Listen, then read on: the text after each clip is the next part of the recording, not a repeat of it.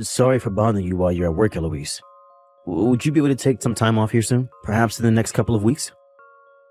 The next time I'll be able to take time off will be around the end of this month. Why are you asking?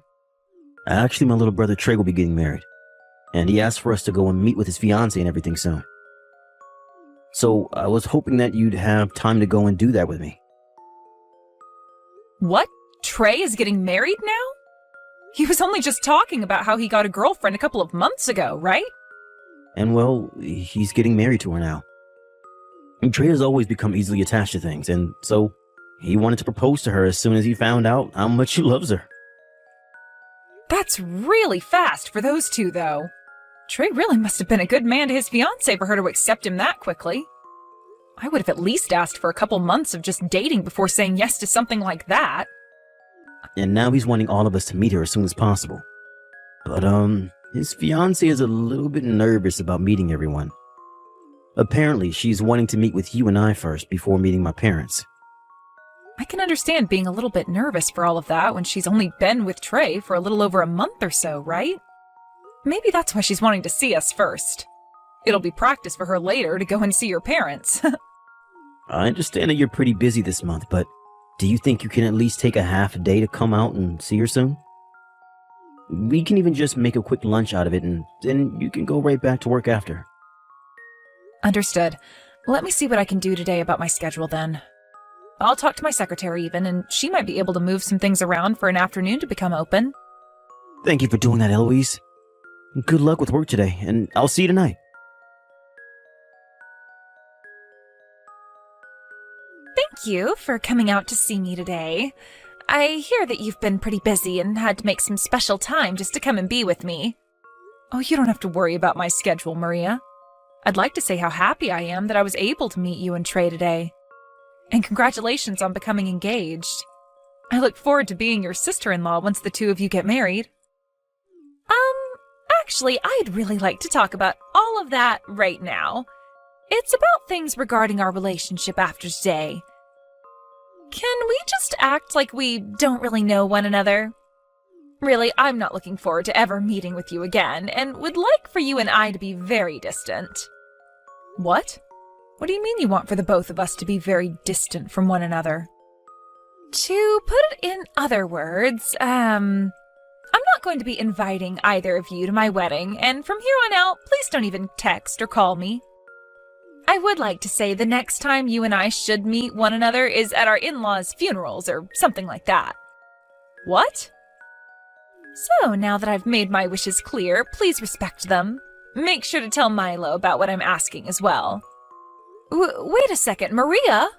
Saying things like that about us out of the blue, I'm not sure what you mean. What? Do you really have to understand the deeper meanings here? As long as you respect what I've asked for, then everything will be okay. I'm asking that you and your husband stay away from us now, so please just shut up and do as I've asked. Why are you saying things like that at this point in time, though? Today at our dinner, we all seem to be getting along so well with one another. Did I say something rude to you that I never noticed? Well, right in front of you guys and Trey, I had to make sure to fake being all happy. But really, that whole time, I was feeling really let down by both you and your husband.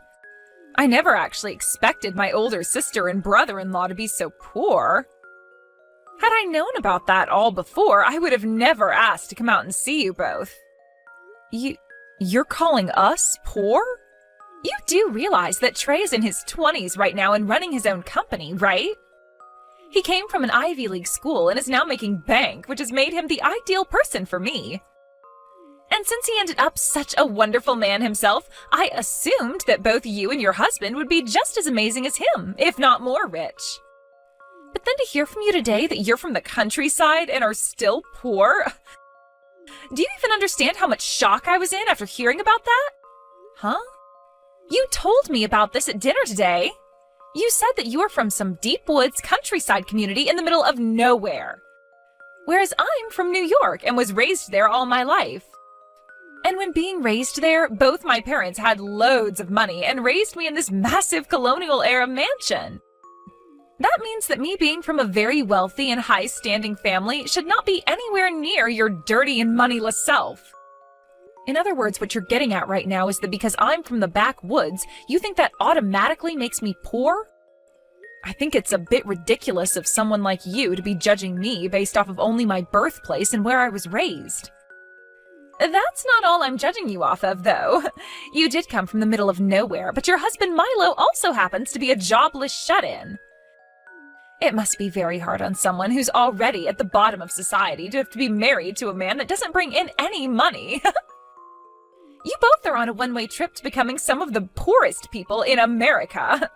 Did you not listen to a single thing my husband and I were saying to you today at the dinner? My husband is not unemployed right now, rather a hard-working man getting all the housework done at home.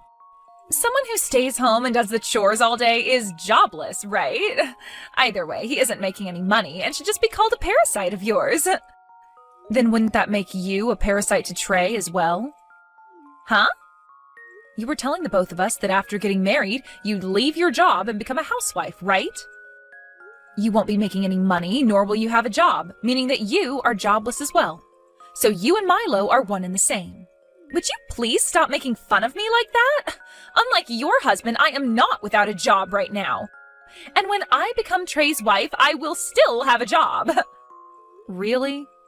My job will be staying pretty and youthful for my husband in order to support him through all his hard work. I'll have to make sure that all of his meals are properly balanced so that he'll always be feeling great without gaining any more weight. And considering I'll be doing all of that to support him as a company owner, you could call my job being a company owner as well. I happen to have a very good job coming my way, so please don't compare me to that jobless Milo. But what about making money? I'm not so sure you'll be making a paycheck every month just by being a wife. Are you kidding me, Eloise? Trey has promised me that every month he'll be giving me an allowance of $5,000 to spend. In other words, that's going to become my paycheck, my income. Your allowance will be your income? However, for Milo, he's not getting an allowance right now, correct? In other words, he's just living in that house without bringing in a penny. The only thing you can call a man like that is a parasite. Come on now. I'm starting to get really tired of trying to figure out what the hell your manner of thinking is. I don't need you to understand how the high class think, so would you please shut up and do as I've asked? Ever since I was a little girl, I have never wanted to become close to those that are even an inch below me in this society. Also, my family and I are allowed to pick and choose who we want to be around, and you guys aren't a part of them. So therefore, after today, I don't want either of you to have anything to do with myself or Trey, please. Even if you both want to be close to me, you're not socially allowed to do that, so don't even bother trying.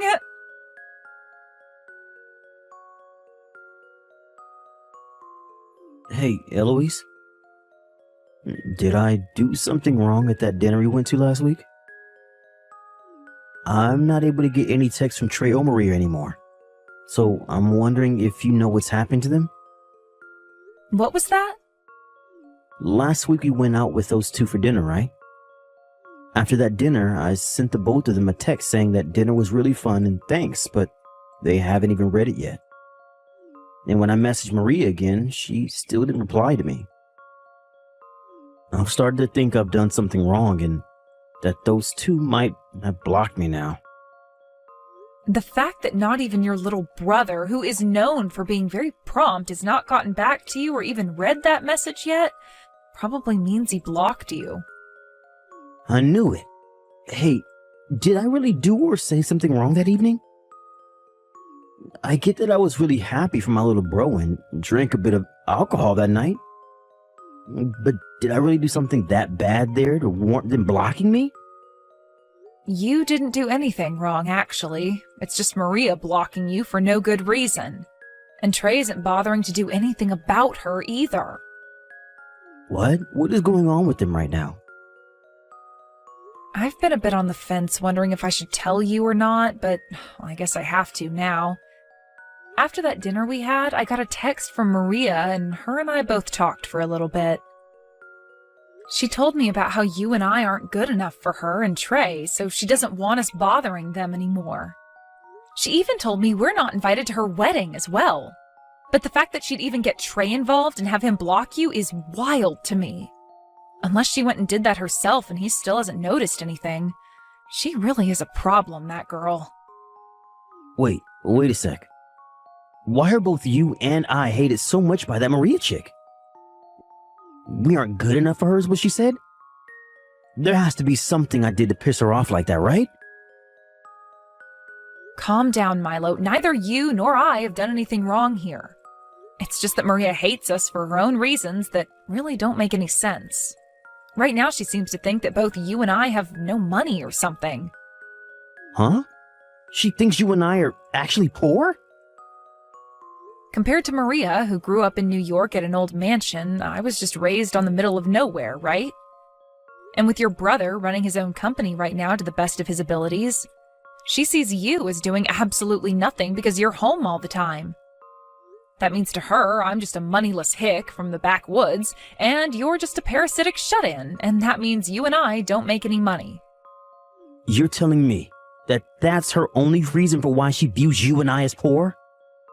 Apparently, since Trey is a CEO right now, she assumed you, being his older brother and me being your wife, we'd have even more to offer than him. So perhaps right now she's in shock because she feels like she's been backstabbed by her own misunderstood expectations. Wait. That is all just way too crazy to me, though.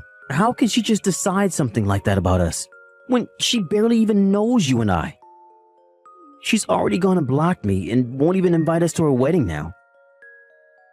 I'm sorry, Eloise. Because I'm not working a job right now, she's probably thinking the both of us are lowlives. You do not have to apologize for something like that.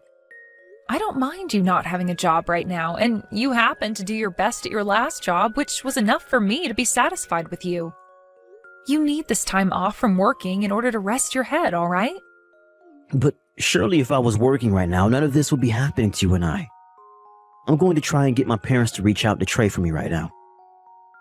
And then hopefully he'll become aware of what's going on with his fiancé right now. No, you shouldn't do something like that to them right now. I think it's better we just let things be for right now. But if we leave things the way they are currently, I'm going to lose my mind. I understand that, but you saw how those two were acting with one another when we went to dinner, right? Your brother was falling head over heels for Maria and wouldn't stop talking about her. They're already planning on getting married, so we shouldn't do anything that would hurt those two's relationship. If that's what you want to do, then I'll lay off for a bit. But if Maria starts saying things about us again like that, please let me know so I can tell my parents. I don't care that this is my brother's relationship. Having his fiancée treat us like that will literally make me explode. All right, I'll let you know if anything else happens. Now I'm gonna head back to work. I'll be waiting for you to cook me up some more really delicious food tonight. Hey, Maria! What the hell are you trying to do? What were you thinking, pouring water all over me like that? And the fact that you just did that in front of everyone with that bucket was insane. I'm the one that wants to ask you that same thing. What the hell are you trying to do? I didn't even invite you to my wedding today. Yet you still came all the way out here and introduced yourself to everyone here. You both are frickin' moneyless lowlifes, so don't you dare come to my wedding of all places. I understand that you didn't invite either one of us here, but Trey contacted us about the wedding. He said that we didn't RSVP or anything to the invitation, but we were still coming, right? Maria, you never sent us the invitation you had ready for us and just threw it away, didn't you? And so what? You should have been able to tell that I didn't want you here and should have just said no to him. Yet you came all the way here like you had nothing to worry about and then introduced yourself to all my guests. Why, at my gorgeous and expensive wedding, is there this moneyless, shut-in supporting lowlife introducing herself to all my guests? Huh? I made sure to prepare this wedding the very best I could, which was to a standard of perfection. And I wanted to show off to everyone today that I'm getting married to a CEO. This wedding has to show everyone that I'm the winner and they should all suck up to me. There is no reason for someone like you to be here talking to everyone that's here for me. But even so, that's not a good enough reason to just come pour a bucket of water all over me like that. Are you an idiot or something? Everyone just saw you do that to me and are as surprised as I am. What's the problem with someone of my class pouring water on someone who's below me? Nobody was shocked to see something like that, and I'm sure they'd all do the same thing if they were in my shoes. I'm sure they were all happy to see that happen to you. That happened to you because a poor person should never come into a high-class wedding and start talking to all the guests. Huh? I really hope you've started to understand what position you're in here. And not just at this wedding, I mean, but in this society. I am getting married to Trey, a CEO. This should have shown you that I have no plans of becoming close friends with any of your kind. Don't think that you can become family to me when you're nothing more than beggars. I will never, ever have anything to do with two lowlifes like you and your husband. Then I'm not working with your husband anymore. The contract is being dismissed and relations are over with. What? I really have reached my limits with you today, Maria. I was trying so hard not to make such a big deal out of this for your guys' sake. But having to get drenched in water by you today was the last straw. If you're going to continue to act like that towards me, then let me help you end all the relations you guys and I had. To start, I'm having that contract terminated today. And I will never ever work with your husband and his company again. What is all of this about right now? What kind of contract are you talking about? You don't have anything to do with my husband and his company's work. Oh, but I have everything to do with it, actually. Your loving husband and I both have a lot to do with one another. Huh? Right now, Trey's company's been doing really well in terms of sales and all that, right?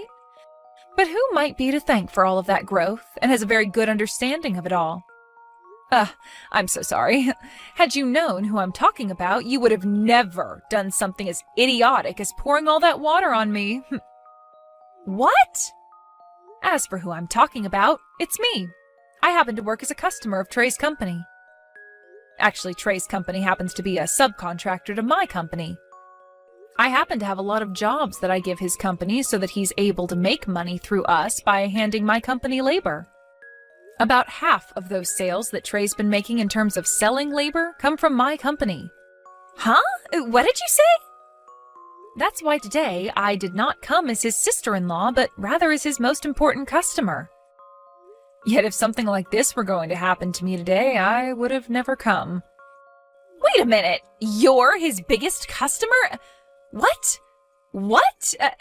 You're not just a customer of his, but the biggest one his company has?